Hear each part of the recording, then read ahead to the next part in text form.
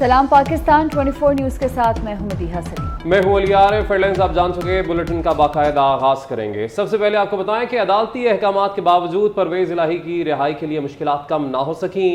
परवेज इलाही की 1 माह के लिए नजरबंदी का हुक्म। डीसी ने 16 एमपीओ के तहत 13 जुलाई को परवेज इलाही की नजरबंदी का हुक्म जारी कर दिया। परवेज इलाही के वकला ने नजरबंदी के हुक्म को चैलेंज करने का फैसला कर लिया है। अदालती अहकामात के बावजूद परवेज इलाही की रिहाई के लिए मुश्किलात कम नहीं हो सकी।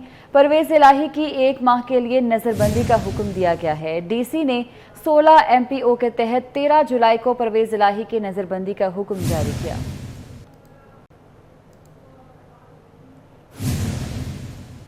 हमने तब्दीली के नाम पर मुल्क में तबाही देखी। वजीर खारजा बिलावल भुट्टो जरदारी का कहना है, सिंध हुकूमत के खिलाफ किरदार कुशी की मुहिम चलाई गई। आसिफ जरदारी के चीन के दौरों को तनकीद का निशाना बनाया गया। झूठ सच का मुकाबला नहीं कर सकता। आसिफ जरदारी की सोच की वजह से मुल्क को मौशी इस्तेहकाम मिला। मुल्क को मौशी बहरान से निकालना हुकूमती तरजीह है। दावेजी इकनॉमिक जोन से नौजवानों को 1.5 लाख मुलाजमतें मिलेंगी। सिंध हुकूमत को आलमी रैंक ने एशिया में 6ठा नंबर दिया। लेकिन झूठ जो है, झूठ सच का मुकाबला नहीं कर सकता। जो सबसे पहला प्रायोरिटी है इंशाअल्लाह ताला, इस मुल्क के अवाम को मुआशी बहरान से निकालना है। जब ये स्पेशल इकोनॉमिक जोन चलेगा तो 1,50,000 रोजगार के मौके यहाँ के नौजवानों को मिलेगा। पाकिस्तान पीपल्स पार्टी की सिंध हुकूमत का पब्लिक प्राइवेट पार्टनरशिप के मंसूबे के हिस्से हैं। उनको इंटेलिजेंस यूनिट ने पूरा एशिया में 6th best performing public private partnership का जो मंसूबा है वो डिक्लेयर कर दिया।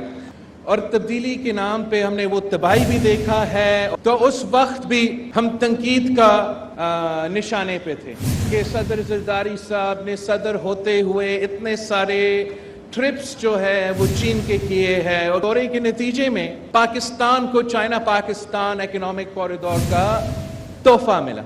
उसी सोच की वजह से, उसी विजन की वजह से पाकिस्तान इकोनॉमिक स्टेबिलिटी भी मिला। मुल्क की तारीख में पहली बार चीनी की कीमत 150 रुपये फी किलो तक पहुंच गई है। दुकानदारों के मुताबिक इस्लामाबाद ओपन मार्केट में चीनी की कीमत 140 से 150 रुपये फी किलो है। चीनी की कीमतें रवा हफ्ते के दौरान 10 रुपये फी किलो तक महंगी हुई है। चीनी महंगी हुई है। मुल्क की तारीख में पहली बार चीनी की कीमत 150 रुपये फी किलो तक पहुंच चुकी। बात करेंगे हमारे नुमाइंदे वकास अजीम से। जी वकास, बताएगा इस हवाले से इतनी कीमत? कि वफाकी दारुल हुकूमत इस्लामाबाद में चीनी की कीमतें हर गुजरते दिन के साथ बढ़ती जा रही हैं और आए रोज़ चीनी की कीमत में इजाफा होता है।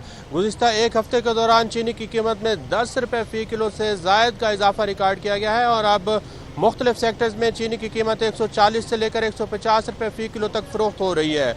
दुकानदारों का ये कहना है कि जो होलसेल मार्केट है वहाँ से चीनी की कीमत में इजाफा हो रहा है और इस्लामाबाद की जो ज़िले इंतज़ामिया है वो चीनी की कीमतों को कंट्रोल करने में मुकम्मल तौर पर नाकाम दिखाई देती है। यहाँ पर जो असिस्टेंट कमिश्नर्स हैं वो दुकानदारों से नहीं पूछते कि चीनी की कीमत क्यों मनमाने रेट पर फ़रोख्त की जा रही है, जबकि वफाकी जो वजारत सनअत व पैदावार है उसकी जानिब से एक नोटिफिकेशन जारी किया गया था चीनी की कीमत को मुकर्रर करने का। वो नोटिफिकेशन भी मुअत्तल कर दिया गया है जिसकी वजह से चीनी की कीमत मुसलसल बढ़ती जा रही है। यहाँ तक कि यूटिलिटी स्टोर पर भी गुज़िश्ता 1 महीने से चीनी दस्तयाब नहीं है और चीनी यूटिलिटी स्टोर के लिए अब जो टेंडर जारी किया गया है उसकी कीमत भी 130 रुपये तक रखी जा रही है, जिससे ये लगता है कि चीनी की कीमत आइंदा दिनों में मज़ीद बढ़ेगी और शहरी इस हवाले से बहुत ज़्यादा परेशान दिखाई दे रहे हैं। उनका ये कहना है कि चीनी की कीमत में इजाफे से जो है वो महंगाई बहुत ज़्यादा पहले ही बहुत ज़्यादा है और खाने पीने की अशिया की कीमतें मुसलसल बढ़ती जा रही हैं। हुकूमत को चीनी की कीमत को कंट्रोल करने के लिए अपने इक़दाम करने चाहिए,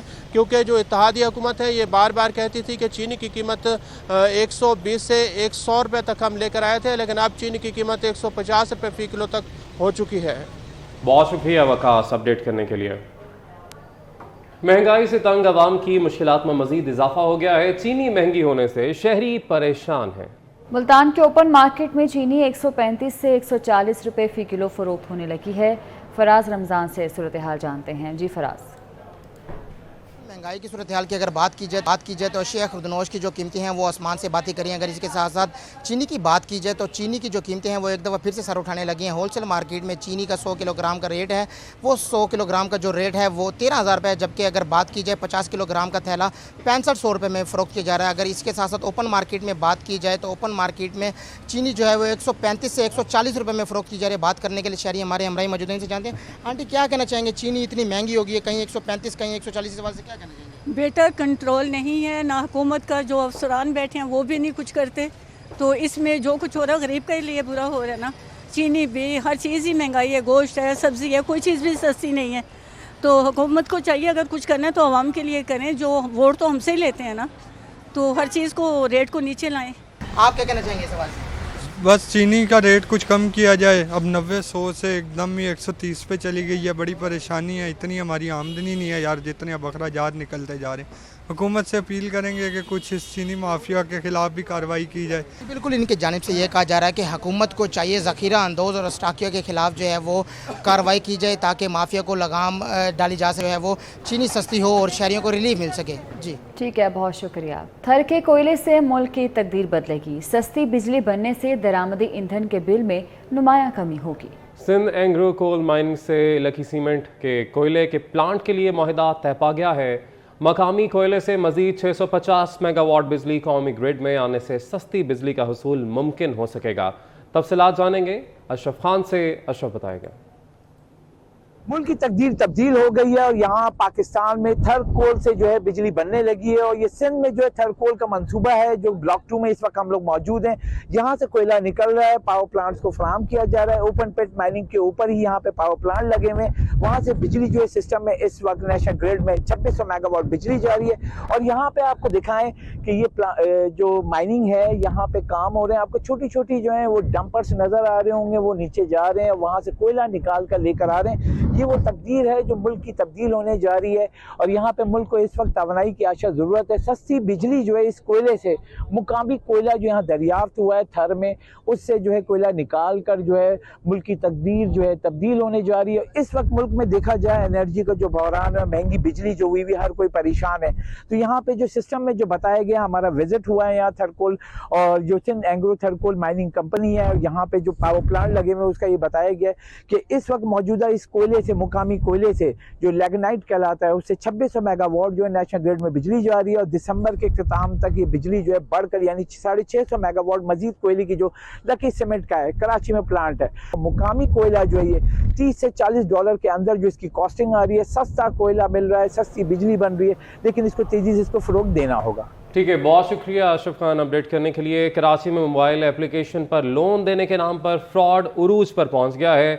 बड़े बड़े इदारों का नाम लेकर ज़रूरतमंदों को लूटने का काम जारी है। जालसाजी का शिकार होने वाले शख्स के साथ हमारे नुमाइंदे एयाज राना मौजूद हैं। एयाज बताइएगा क्या बताना है इसका?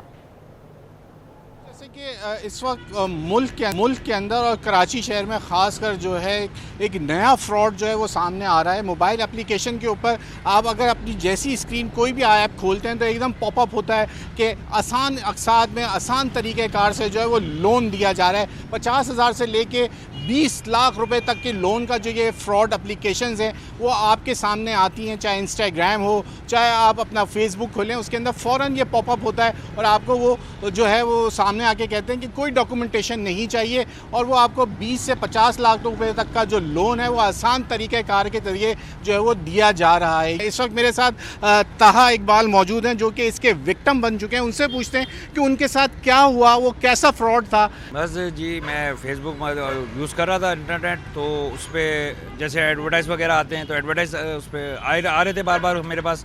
उन्होंने बोला कि NIC चाहिए आपका, NIC की फ्रंट और बैक कॉपी आप मुझे सेंड करें और घर का जो बिल, इलेक्ट्रिकल बिल है ना, वो सेंड करें। मैंने वो दोनों चीज़ें सेंड करी। जब ये दोनों चीज़ें सेंड करी फिर उन्होंने मुझसे पैसों की डिमांड करी। मैंने अभी बात तो नहीं करी, वो जो जिस बंदे से मेरे साथ फ्रॉड हुआ है जिसके साथ, वो अखवत फाउंडेशन था। अखवत फाउंडेशन था, अखवत के नाम पर ये काम किया जा रहा है। जी बिल्कुल, अखवत फाउंडेशन था वो।